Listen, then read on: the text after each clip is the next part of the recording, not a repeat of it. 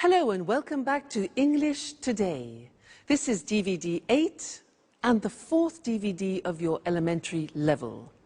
And in this DVD, you will see another 2 episodes of That's Life, our story, followed by our special TV programs.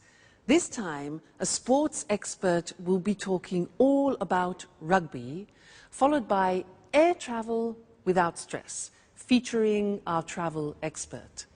Then, in the grammar section, we will study the future forms will and going to, and also look at special question forms and question tags. Okay, so happy studying to you all.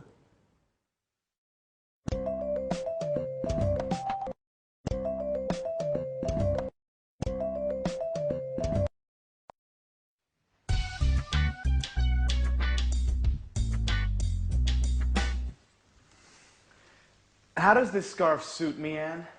Oh, very well. You look fine. Really? I'm not sure.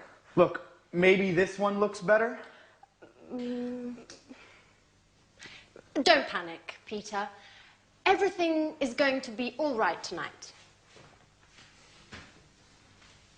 I don't know. Actually, I have a sore throat.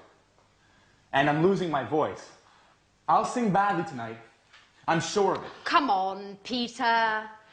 You will sing very well. You are a professional singer. Don't forget it. Well, I'm going to have some tea. Would you like some?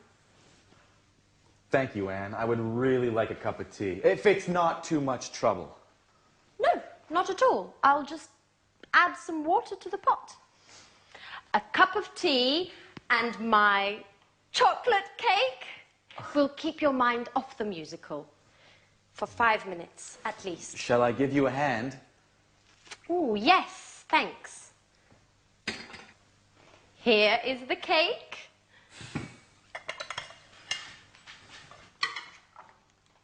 Oh, Oh, Peter! Okay, listen. I know you are nervous, but try to be careful, please. I'm sorry, Anne. Listen, how do you think the musical will go? I think it will go very well. Grease is considered a classic musical. It's successful, entertaining. There will be loads of people clapping. Do you really think so? Sure I do. Hey, Peter, what time does the show start? At 9 o'clock. How are we going to get to the theater? I'm going to drive. I don't think that's a very good idea. Why not? Because parking there is almost impossible. Okay. We'll take the tube. That's a much better idea. When should we leave? Around 8:30? No, that's too late. Okay. We'll leave earlier. Oh, I'm so sorry, Anne. Oh, Peter! You're hopeless. Okay, listen. I think you need to relax a bit. Why don't you go and take a nap? I can't sleep. I'm too nervous. Okay. Why don't you rehearse your part again? I can't. I can't remember anything. Okay. Go wherever you want. Just, please, leave me alone. Please.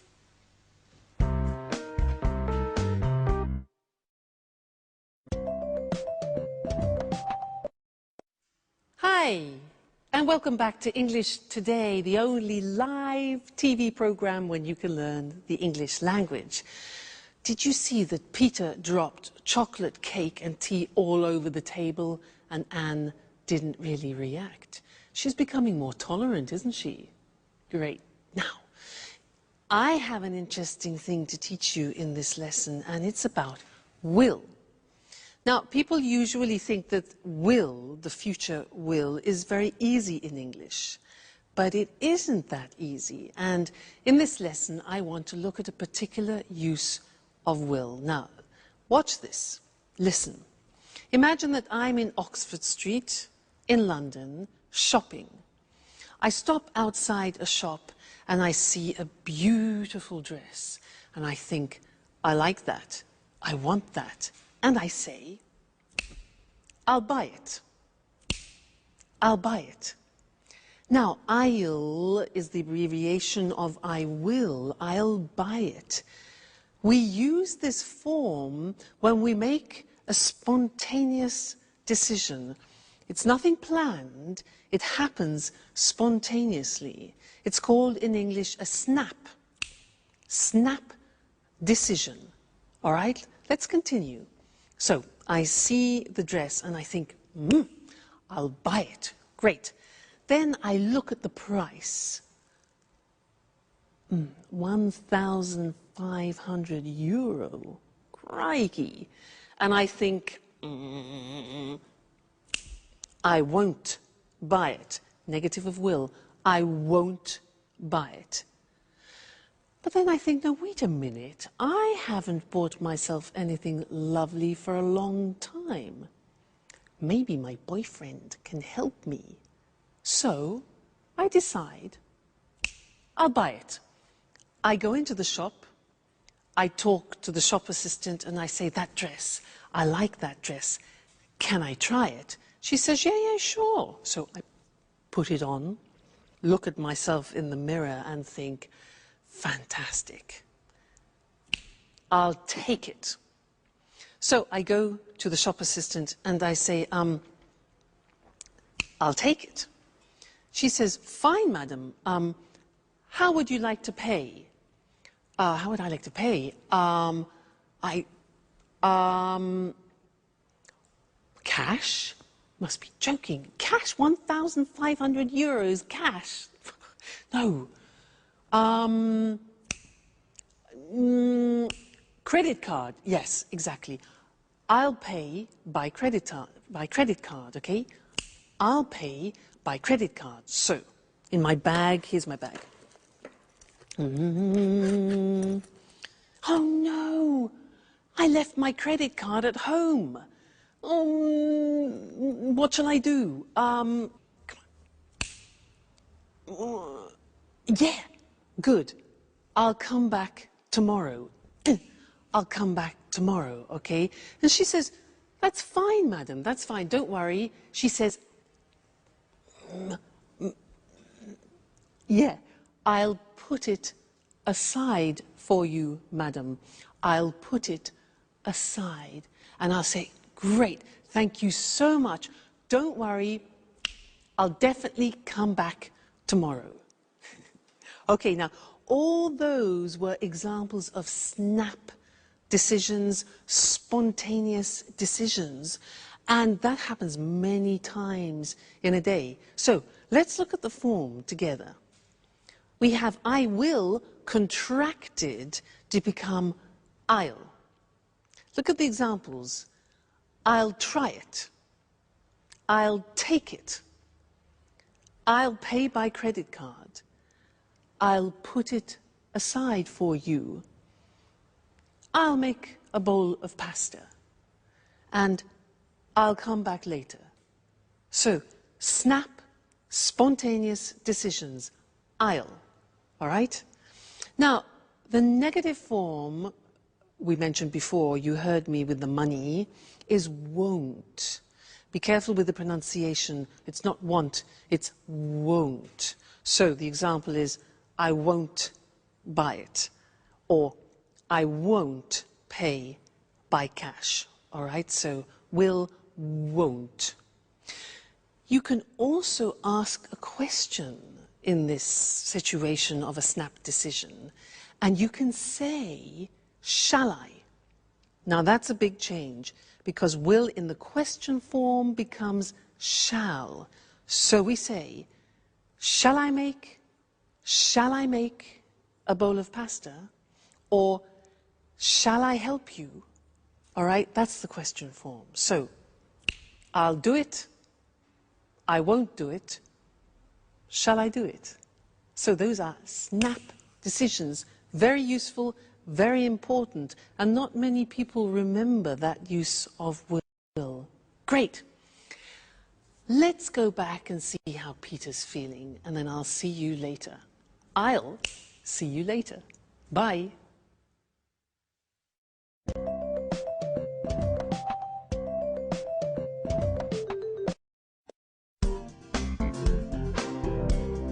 Hi, Anne. Hi, Peter. I'm starving. Is there anything to eat? How can you think about food at a time like this?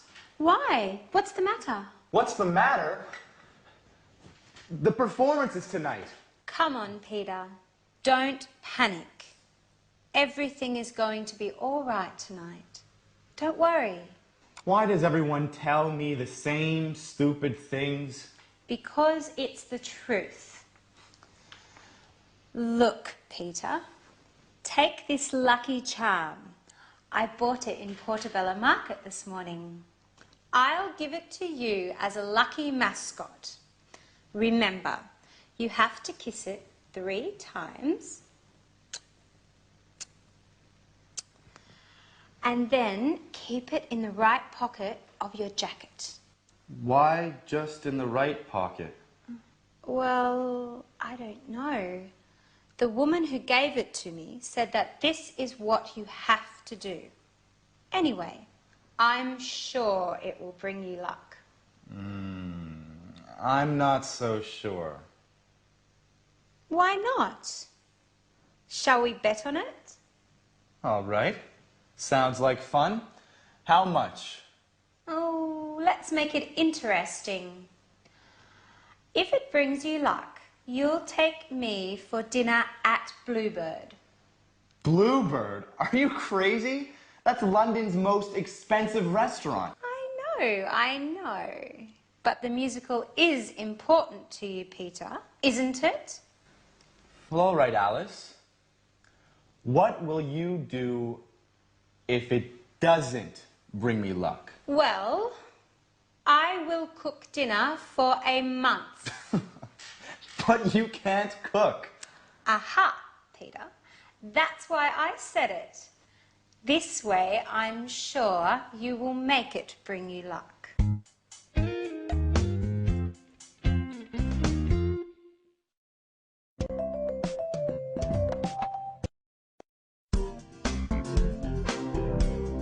Hi, Anne. Hi, Peter.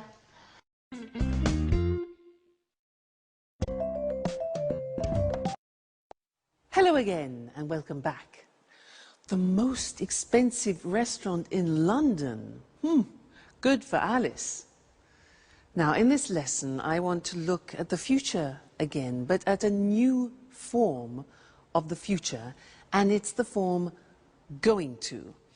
And in the episode, we heard Anne say, everything's going to be all right. So I want to look at that form with you now. And to illustrate it, I want to tell you about something wonderful that happened to me. I've just won, in fact, 20,000 euro. And I have to decide what to do with this money. And I have a few intentions, so let me tell you about them. Firstly, I'm going to relax for a few days in a spa, hopefully with my boyfriend. Relax in a spa, hot water, you know, wonderful. Then I'm going to visit some old friends in Canada that I haven't seen for a long time, so that's good. Then what? Yes, then a dream. I'm going to travel around Turkey, and I'm going to go in a hot air balloon over Cappadocia. Fabulous. Then what? I'm going to organize a surprise holiday for my parents in Egypt.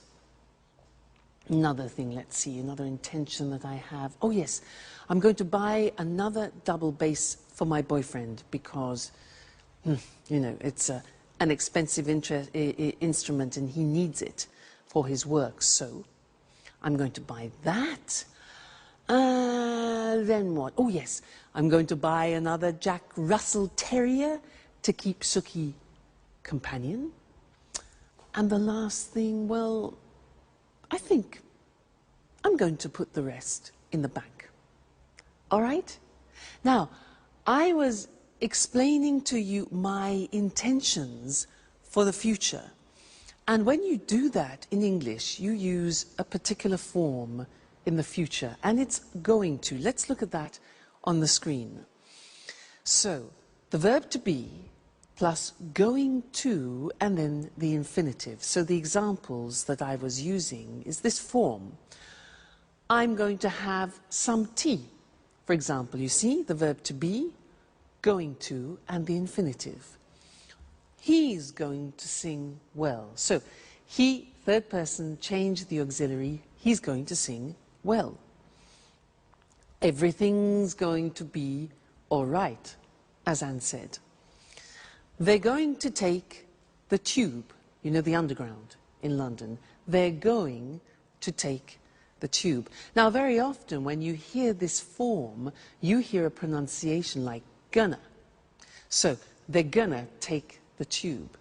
And that's when we completely contract they are going to, and it becomes gonna. And often you see that in subtitles in English on films. Gonna. Okay? Now the negative form is easy. It's the negative of the auxiliary to be. So I'm not going to leave tomorrow. I'm not going to leave tomorrow. He isn't going to return soon. And we aren't going to come with you. All right? Sometimes you hear, I'm not gonna. He's not gonna. That's when we speak quickly. All right? And then the question form, again, easy. You invert the subject and the auxiliary. How are we going to get there? How are we going to get there? Where is it going to happen? And when are they going to leave, or are they going to leave? All right, so that's another form of the future. And you can see slowly that the English future is quite interesting and quite complex. So when you want to talk about your intentions, you use going to. And I'm going to see you in the next lesson. All right? Bye for now.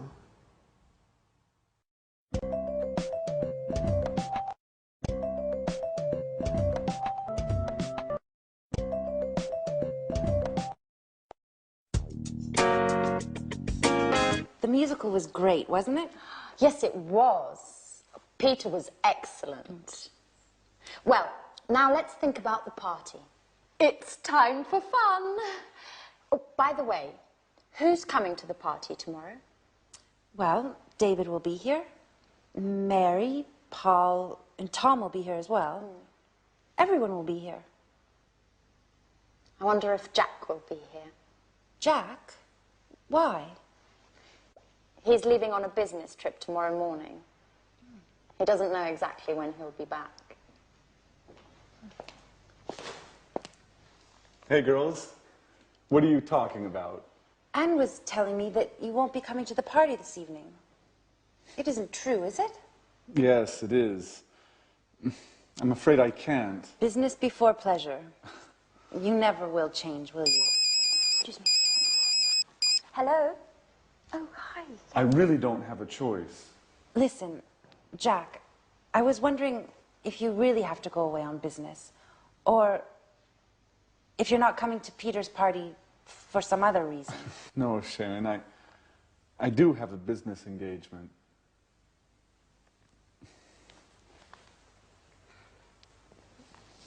Anyway, since you asked, I'll tell you. There's more. I'm jealous of Peter. Oh, come on, Jack. You only care about business. Sure. That's what they all say. But, you know,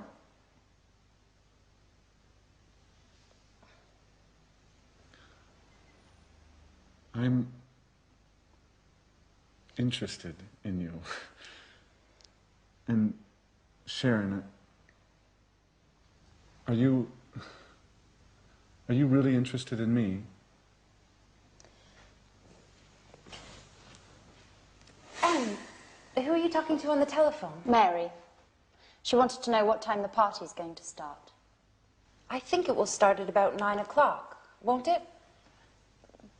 Well, girls, I have to go finish my presentation. See you later. Bye.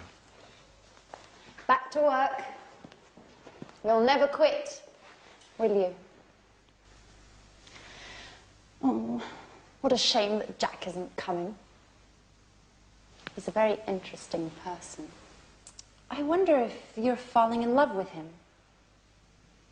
Come on, you can tell me. Okay. But don't tell anyone. Yes.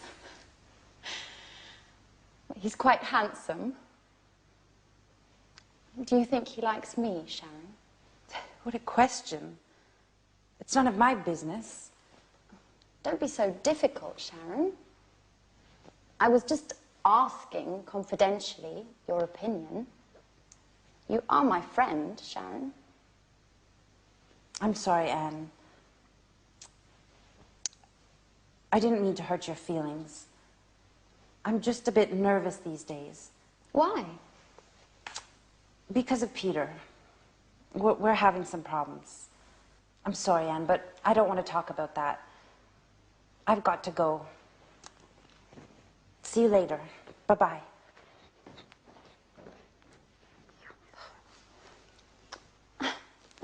Oh, Jack, you're always so messy. You leave your things everywhere. But what's this in the pocket? What? It's Jack and Sharon. And he's kissing her. Oh my God. Now I understand everything.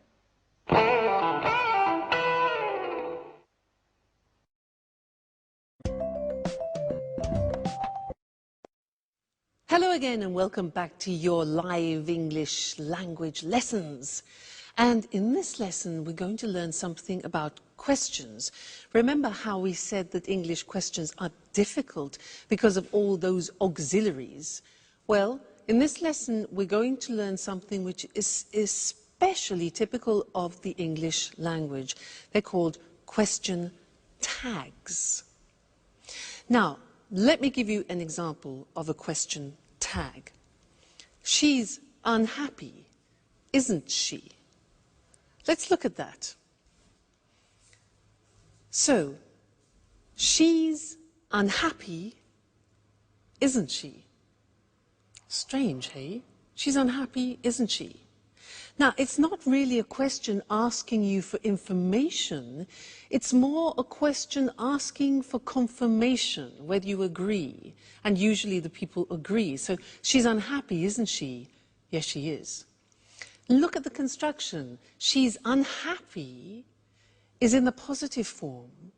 And then we have the tag. It's called the question tag after, in the verb to be, but in the negative question form. She's unhappy, isn't she? This is very common in English and not common in other languages because other languages usually use no. For example, she's unhappy. No, we repeat the verb. And because it's complicated now, let's go to the screen and see some more examples of that, okay? So, she's upset is like she's unhappy. She's upset, isn't she? You're a student, the verb to be, you're a student. You take the verb to be, are, and you turn it into a negative question. So we say, you're a student, aren't you? All right? Next one. He's Brazilian, isn't he? Do you see the mechanism now? It's raining, isn't it? Again, I'm not asking for information, I'm asking for confirmation. They're watching television. They are watching, aren't they? They're watching television, aren't they? And you notice that my voice actually goes down at the end, so it's not like a real question where your voice goes up. We're learning, aren't we? You live in Italy now. Look at this example here. You live is the present tense, so we need the auxiliary of the present tense of live, which is not the verb to be. So look how that works. You live in Italy, don't you? Negative don't. Auxiliary is do in the negative don't you. Interesting, hey? You live in Italy, don't you? If we change that into the third person, it becomes she likes English. What's the auxiliary? Exactly, does. In the negative, doesn't she? So she likes English, doesn't she? And the last example, they work at home, don't they? They work at home, don't they? All right, so it's not easy. You have to keep in mind the auxiliaries all the time. What happens if we begin with a negative sentence? For example, you aren't American. Well, then we use a positive tag. So, you aren't American, are you? Okay, aren't, are. She isn't a teacher. Is she? Negative, positive. He isn't watching TV, is he? They aren't playing today, are they? Let's change to the present tense. You don't play tennis, do you? We use the auxiliary do you? Question form. It doesn't work, does it? Third person. She doesn't like him, does she? And they don't come often, do they? Now, you're probably thinking, God, that's really difficult. And it's not easy. It takes a lot of practice. But when you know your auxiliaries well, it becomes easier and easier. Okay, so don't worry, slowly but surely, as we say. Now let's turn to that's life, and our friends are having a party. Let's go and join them. Bye.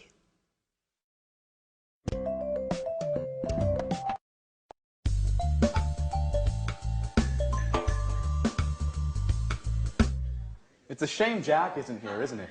Yes, it's just not the same without him, is it? Well, business is business, you know. Well, Anne, I wonder what wonderful food you cooked for us this evening. Anne, hello? Are you there? Oh, sorry, Peter. I was miles away. What did you say? What did you cook for us? Oh, your favorite. Fish and chips. Oh, what would I do without you? Hey, what about me? I brought the beer. Yes, we're glad you did. Cheers! Cheers. Cheers. Here's to Peter's success.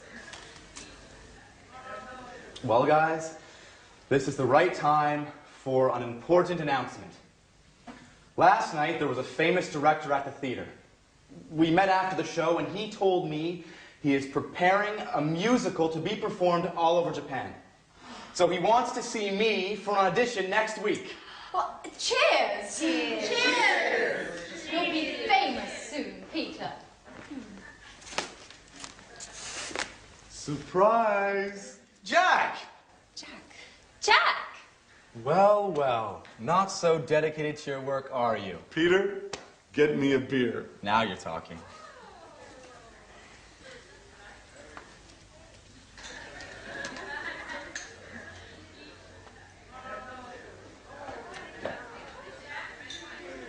Hi, Anne. Is everything okay? Yes. No, Jack. Oh, everything's fine. It was just really a surprise to me.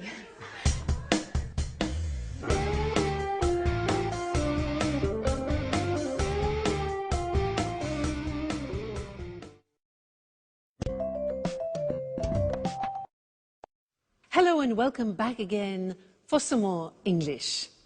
Now, at that party, everybody seemed happy except Anne. And nobody really noticed what was happening between Sharon and Jack. Well, anyway, let's get back to English questions. Last time we studied question tags. But this time I want to look at another question form in English which is very important. Now, when you don't know the subject, you need to ask a question in order to get the subject. Now, let me explain that. Usually in a normal question in English, like, where do you work? The subject form is in the question, where do you work? And the answer would be, I work in London. But if I want to ask you about the subject, I have to change the question and it becomes, who works in London? Now that question is asking for the subject and the answer could be, my brother, the subject, works in London. Now the good thing is we eliminate the auxiliaries do and does. Yahoo! I can hear you say. Let's do some examples before we go to the screen, okay? Now, I'll ask you some questions. For example, who likes English? Notice that there's the S on the verb because who is considered a third person. Who likes English? I do. You do, for example, all right? Who lives in igloos? Now, give me the subject. Who lives in igloos? Yeah, exactly. Eskimos live in igloos, all right? You give me the subject. Now, answer this one. Who cultivates rice? Who cultivates rice? Yeah? The Chinese, the Italians, Southeast Asian countries. Okay, good. Next one. Who sings musicals in That's Life? Exactly. Jack sings musicals. Great. Who wants to be an artist? I'm asking you for the subject. Who wants to be an artist? Yeah, Alice does. Alice wants to be an artist. And who likes Jack? Well, Sharon does, Anne does, and so does Alice. He's a lucky man. All right, now let's go to the screen and see those written because it's unusual for you now to learn a question with no auxiliary. So, what happens is you have the word who, which is the question word, and you eliminate the auxiliary. If you look at the first example, which is the typical question, who do you live with? You're asking for the object. And the answer could be your family, for example. Who do you live with? The subject is you. You ask for the object. But who lives with you? You are asking for the subject. And the answer could be my family. Okay? Let's look at some more examples. No auxiliary. So, who works in an office? He does. Who likes English? We do. Who lives in igloos? Eskimos live in igloos. Who cultivates rice? The Italians, the Chinese. Who understands Russian? I don't. Do you? Who sings musicals? Peter does. Who wants to be an artist? Alice. And who likes Jack? We all do. Okay, so very interesting this, and we will look at it again in the future. But remember, this is one occasion, the only occasion where you don't need auxiliaries in the question form when you're asking for the subject. So, who understands this? We do. Okay. So I'll see you again soon. Take care. Bye.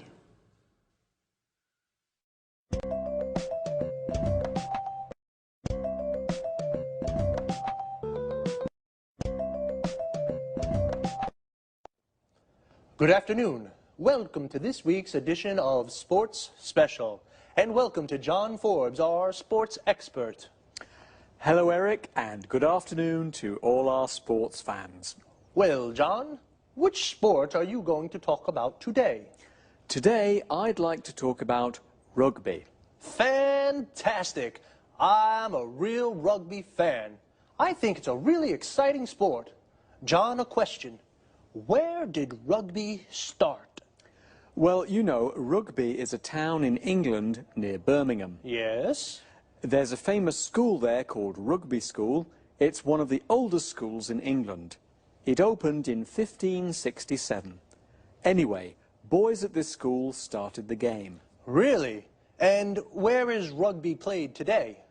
It's played all around the world, but there are 8 main countries. These are Ireland, Wales, England, Scotland, France, Australia, New Zealand and South Africa.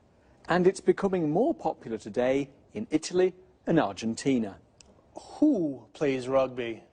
Mainly men, but there are more and more women's teams. Really? Women? That's a surprise. That's right. There are more than 400 women's teams in England today. I see. John, can you explain to our viewers how to play rugby? Of course. Remember, rugby is very different from soccer. The ball's oval like an egg. There are 15 players in a team and the players can carry the ball. In fact, the aim is to run fast with the ball in your hands. And what about a tackle? What's that?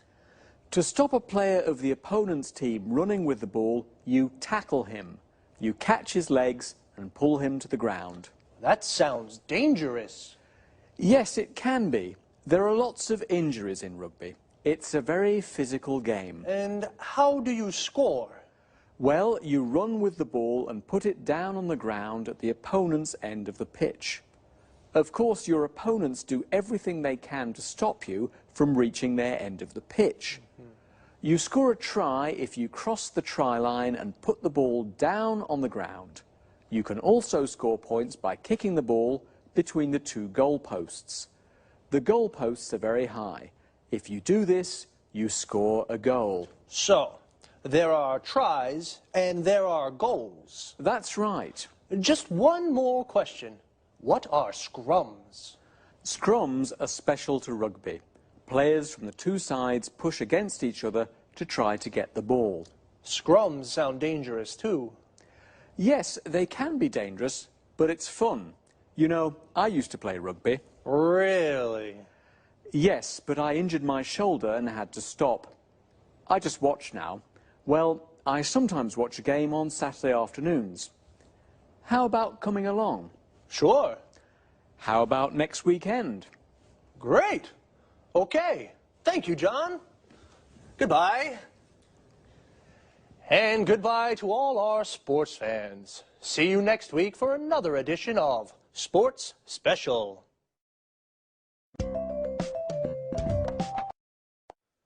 So, like in football, the group of players that play rugby together is called a team.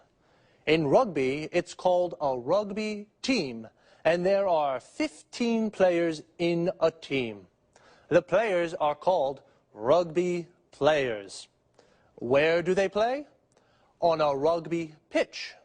We also say a football pitch, which is where football players play football, and a cricket pitch, where cricket players play cricket.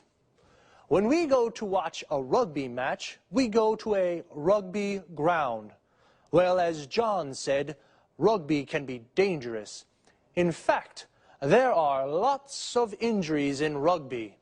An injury is when you hurt or damage a part of the body. If a player has a serious injury, then he cannot play. To injure is a regular verb. For example, if you break your arm, you say, "I injured my arm." Why is rugby so dangerous? Well, it's a very physical sport. This means you use your body a lot, and there is a lot of contact with the other players. When a player tackles, he stops a player from the other team by pulling him to the ground. This is called a tackle. To tackle is the verb. The aim of a tackle is to get the ball. You can tackle in football too, but you can only use your feet to get the ball. In rugby, you use your whole body. What about a scrum? This is a term specific to rugby. A scrum is when all the players push against each other to get the ball. As John explained, in rugby, there are two different ways of scoring. To score means to win a point for your team. You score a try when the ball touches the ground. You score a goal when you kick the ball between the two goal posts. Well, sports fans, that's all we have time for today. See you next time.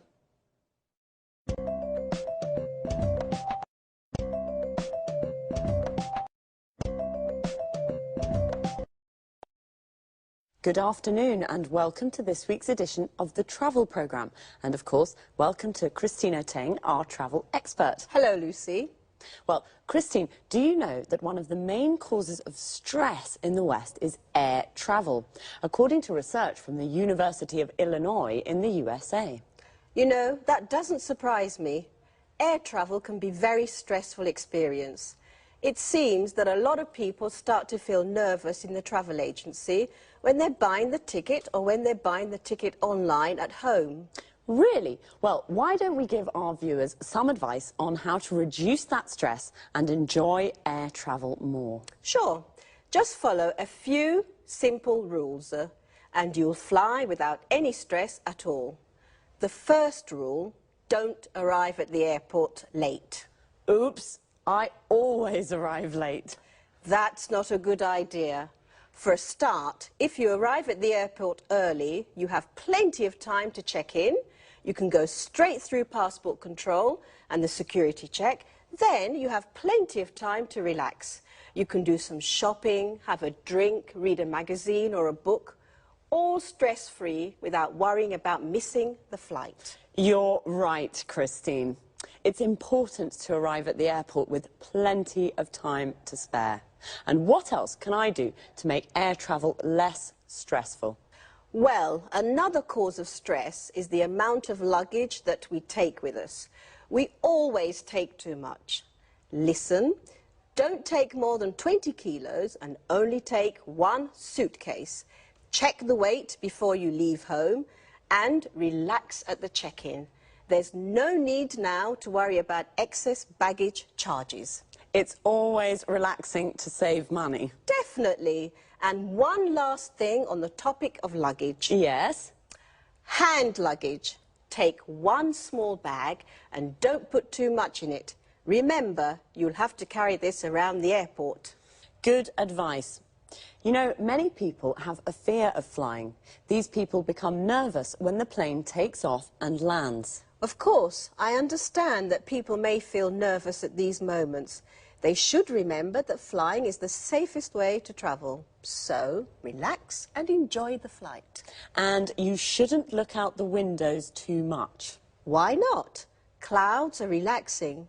But if you do feel nervous, you could try taking a tranquilizer. If you have a real fear of flying, they can help you relax. Don't take too many, though. Of course not.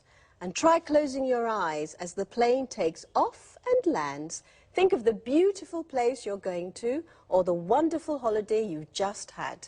Well, how to enjoy stress-free air travel. Don't arrive at the airport late. Don't take too much luggage. After passport control and the security check, relax with a drink and something interesting to read. Or perhaps do some shopping. And once you're on the plane, remember that flying is the safest way to travel. So thanks, Christine, for this very useful advice, and goodbye. Goodbye, Lucy, and safe travelling. See you soon with another edition of the Travel Programme. Goodbye.